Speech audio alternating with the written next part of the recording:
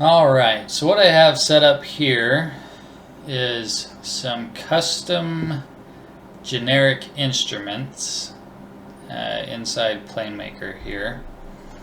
And we're going to go over how you can create your own custom instruments here inside planemaker and using a photo editor or image editor. First thing we need to look at is folder structure. So a window on the left here is in our XPlane root folder. You go XPlane, you go to their resources, then bitmaps, then cockpit, and then today we're looking at generic instruments. These are what you're going to use if you really want to create some custom instruments. So here we are, and we've got all these generic instruments that you can find in XPlane. And what we need to do is create the same folder structure inside our aircraft. So on the right side here, we're inside the Sportsman, and it's cockpit folder or your cockpit 3D folder, and then inside a generic folder. So inside this generic folder, you'll see I have some instruments here, and they are custom ones which I have created. Now they need to follow the same kind of naming convention that XPlane uses. So for example, I've got a Gen Pi here, and you can change that name, but you do need to keep the dash part of it. And so I've got this Gen Pi and then a Gen Pi dash 2, which you'll find the same thing over here. Oh, I also have the Gen Pi dash 4, but you'll find the same thing over here in XPlane's folder, a Pi dash 2 and a dash 4. So you keep that same setup and you create your own custom ones in your own aircraft's folder. So and that's the same thing for all of them. So Gen LED, we've got a dash 1 and a dash 4, and I've got a green version over here in my folder, LED green, dash 1 and dash 4. Also with well, all of them, with your rolling, with your tape, with all of these, you'll notice I've kept the same kind of naming convention. So let's look into how we go about using our custom made gauges or instruments.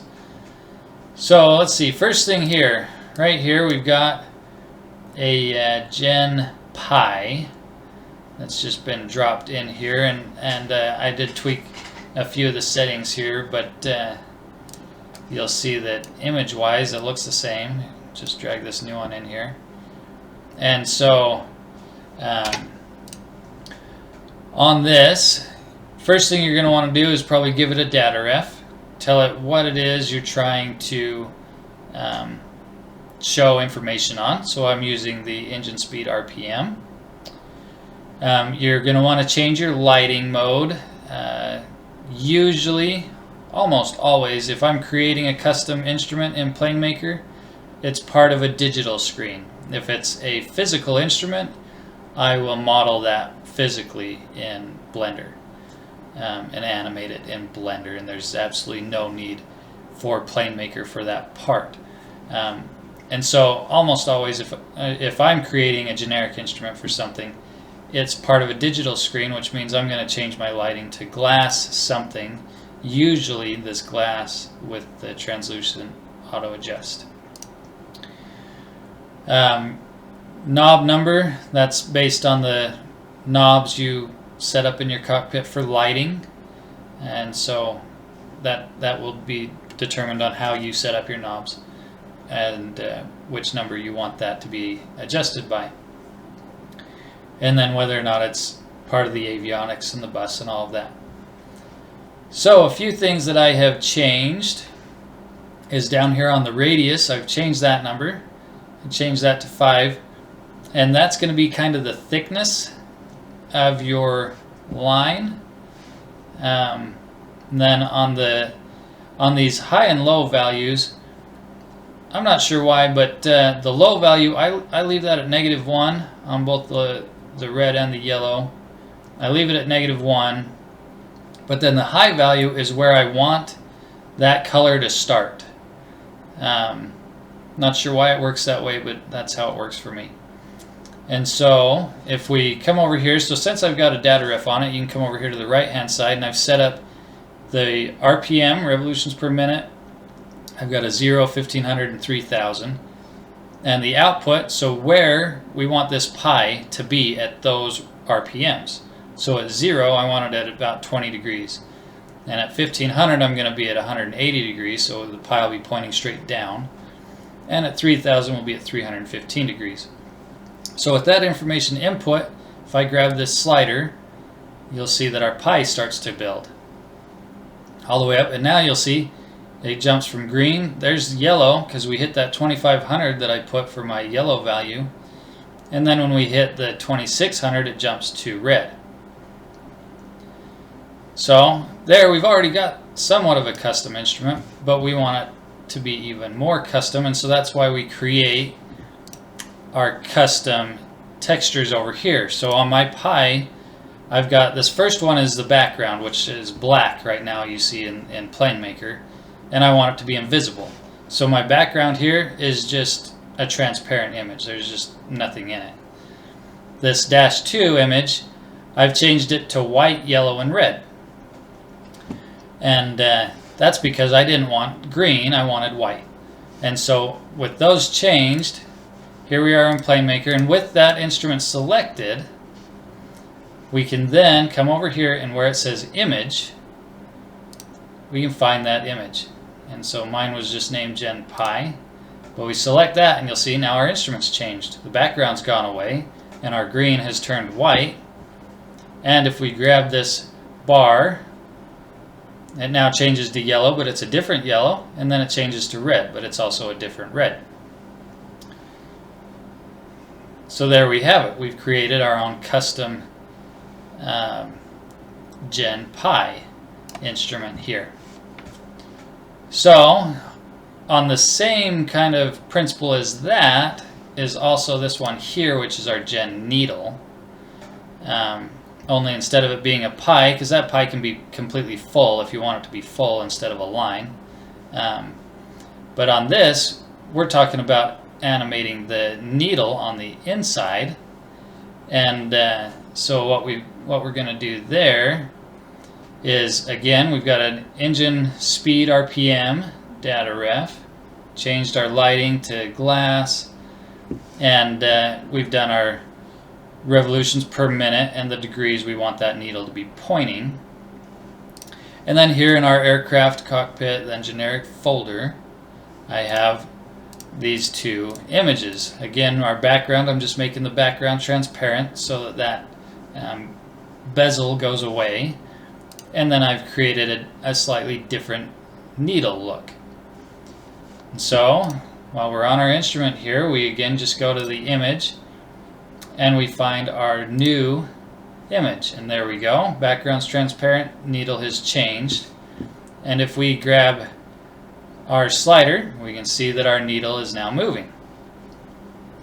Now these two are actually made to work together, that one and this one, and they can move together, but you don't need to do it that way, although you can, and you can layer multiple generics on top of each other to make really custom instruments. But that's how you would create that. So now, moving on to this Gen LED, which is quite handy if you want digital numbers. And so, again, I've attached it to the RPM data ref. It's got 6 digits here. You can change that. You can change where there's a decimal point and all of this information over here. Again, change your lighting to match. And we've got our revolutions per minute. Now this time we're not going with a degree, we're just saying that at 0 we want that number to be 0, and at 3000 we want that number to be 3000. And then as we drag this, we can watch that number climb with the number input that the data ref gives it.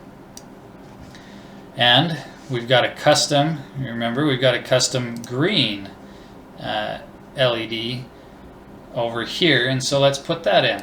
So we come over here and we find our LED green, and we select that, and you can see our background has disappeared. You can see that our numbers have gone green, and they're moving with our data ref value. So those are all super handy and very useful, but the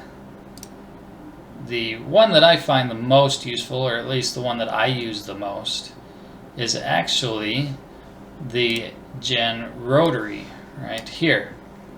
So this is your default Gen Rotary, and let's take a look at those textures real quick. So we jump over here.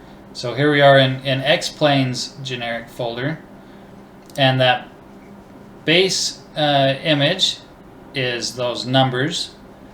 So if we look at that here, there we go. You can see that there's those numbers there. That's our base image. And then on the Rotary -1, we've got 7 of that knob right there, each with a little different position to correspond with those numbers. So while we're looking at it here in planemaker, it's a rotary type of rotary, and that's why we're getting the little arched arrows showing we're going to turn the knob, and it's got 7 positions. Now that's super handy if you need a 7-position switch, but what if I don't? What if I only need a 2-position switch? Well, that's okay, because that's what the rotary's kind of designed to do. So this HUD instrument right here is a Gen Rotary. And what I've done is, so it's a Gen Rotary, and I've changed that positions to 2 instead of 7. So that 2 instead of 7 tells XPlane that there's only 2 images to be used. And if we look at that here in my folder, it'd be nice if that would go bigger. But you can see there's only 2 images. We've got the HUD off side and the HUD on side. So XPlane's just going to cut that right down the middle and give us this right here. And then you need to tie that to a data ref. So I've got it on the HUD on switch data ref. I've changed its type right here. Instead of it being a rotary type, now it's up down. And that's why you can see there's an up arrow and a down arrow, knowing which way you're going to flip the switch. I've also changed the click radius, because default is 10, which is really small. And so I've changed it so that you can click on it in a larger area. And that will kind of be based off of the size that you actually make your instrument. Now another neat thing is we can make the Gen Rotary have only 1 position.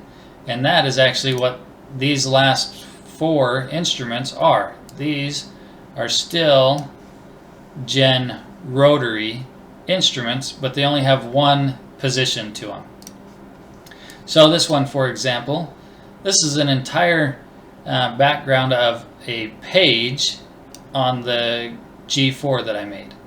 And that page, all of these items are static items, and then there's Gen LEDs that fit inside those boxes, and there are Gen needles that follow that arch.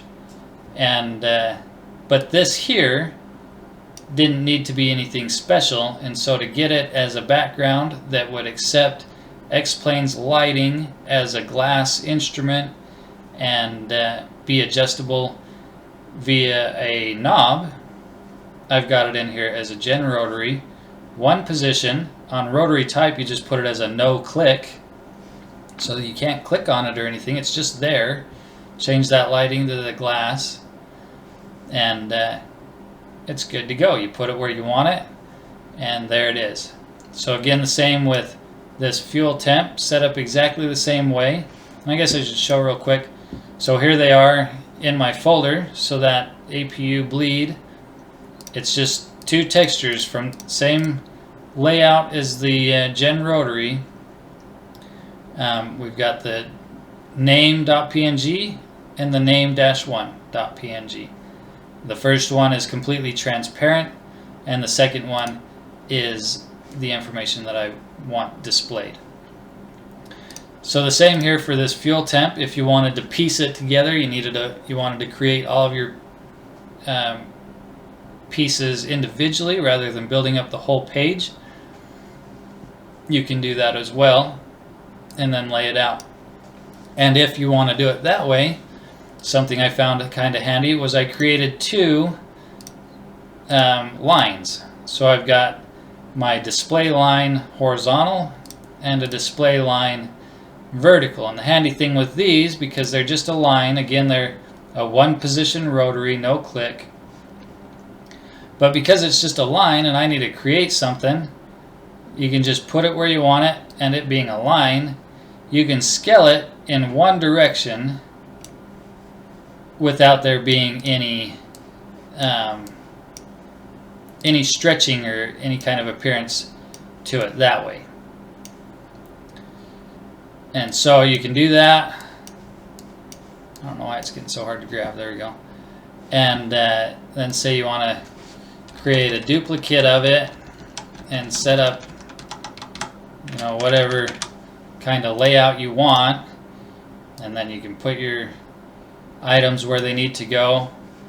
And that's a quick way to just have a couple pieces already built and then build it here inside of planemaker.